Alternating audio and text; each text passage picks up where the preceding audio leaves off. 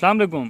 ये जी हम on the record भाई से थोड़ी सी ना एक इंटरव्यू करते हैं। ये माकाज बरादरी के और यहाँ चक 86 की एक अहम शख्सियत नंबरदार हैं ये, ठीक है ना। और जो कोई अटका हुआ मसाइल होते हैं, चक का पानी रुक जाता है तो ये हल करवाते हैं कभी कभी।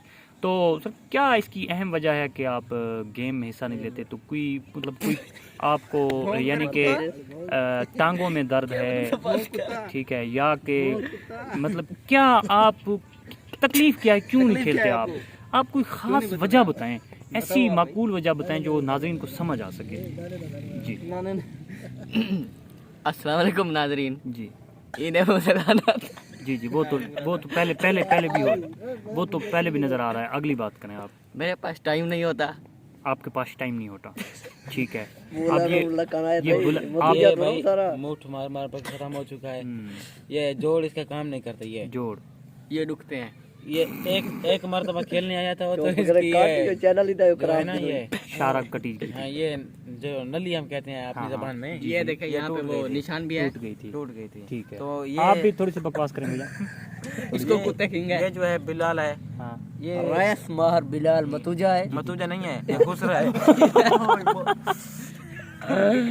पप्पू को दिखाए भाई। पप्पू इसमें आ रहा है।